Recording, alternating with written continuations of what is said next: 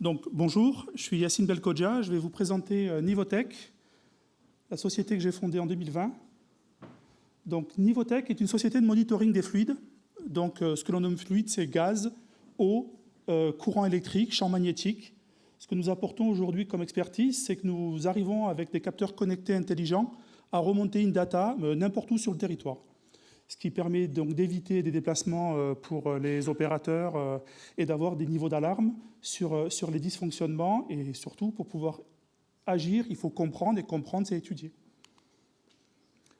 Donc, comme je vous l'ai dit, j'ai monté Nivotech en 2020, mais en fait, Nivotech est une filiale à 100% de la société que j'ai fondée, PCI, un bureau d'études, en 2014.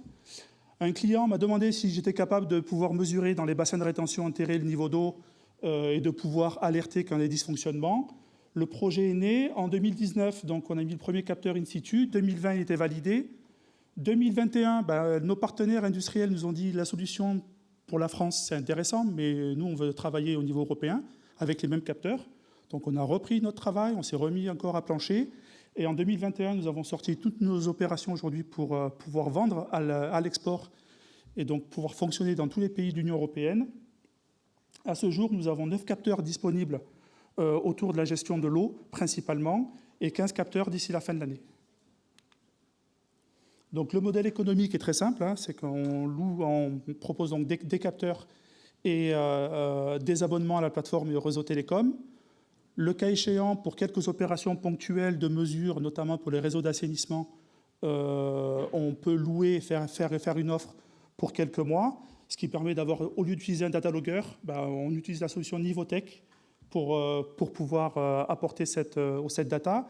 Les capteurs aujourd'hui, principalement, c'est de la mesure de nappe phréatique, de la mesure de biseau salin.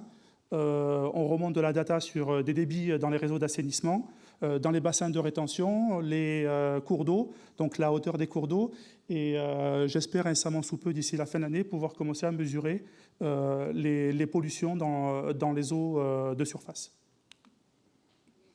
Le marché est émergent. L'IoT aujourd'hui, tout le monde en parle, mais il n'y a pas beaucoup d'offres. Nous, ce que nous apportons aujourd'hui à nos clients qui sont les institutionnels, les industriels, les collectivités, les exploitants, de pouvoir gagner en productivité sur les gestions. Donc le marché, on l'a estimé aujourd'hui à 100 millions d'euros en France et peut-être 700 ou 800 millions en Europe, mais il tend à croître continuellement. De manière exponentielle, je serais tenté de dire, parce que rien que ce matin, on m'a déjà proposé 3 partenariats, propositions de produits, et je le vois aujourd'hui auprès de tous nos partenaires. Donc l'impact, il est réel, parce qu'aujourd'hui, on apporte de la donnée, donc rendre aujourd'hui la compréhension du cycle de l'eau va nous permettre de la gérer, comme vous le faites tous ici, de manière vertueuse, et ne plus en faire un déchet, mais une ressource. On évite aussi à des opérateurs de se déplacer pour aller faire des mesures. Notamment, on a un de nos clients qui a envoyé une équipe avec une perche pour mesurer la sédimentation dans des décanteurs. Aujourd'hui, on a un produit qui va mesurer la sédimentation sous l'eau, comme un écosonar, et renvoyer la data. Donc, ce qui permet aujourd'hui d'éviter à du personnel de se déplacer. Et dans le smart building, on a un produit aujourd'hui qui mesure la pression du gaz dans les groupes froids, ce qui permet de prévenir en cas de fuite. Et on sait tous que ce sont des gaz à effet de serre hyper corrosifs. Et on évite à ce moment-là que ces gaz soient relâchés dans la nature. L'équipe est équilibrée entre commerciaux et ingénieurs. En termes d'expérience et de jeunesse, j'en suis le président, j'en suis le ciment, le moteur. Ce projet, pour moi, est passionnant. Il prend tout mon temps. Et ma femme me le reproche assez souvent. Nos partenaires, on a tous les mêmes partenaires, et heureusement, donc les partenaires publics et les clusters qui nous accompagnent largement. On a des partenaires donc, qui sont maintenant des clients. On a signé avec Daika, qui est un groupe belge, pour la distribution de tous nos produits autour de l'eau dans l'Europe entière.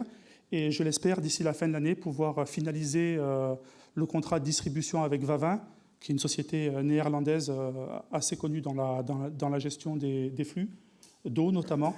et de pouvoir continuer notre expansion.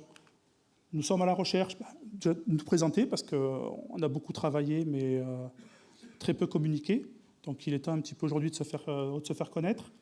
Des besoins financiers, oui, parce qu'on veut développer une activité autour de l'intelligence artificielle pour rendre efficiente toute cette donnée que l'on remonte. Et aujourd'hui, on est à votre disposition si vous avez la moindre question, le moindre besoin, avec grand plaisir.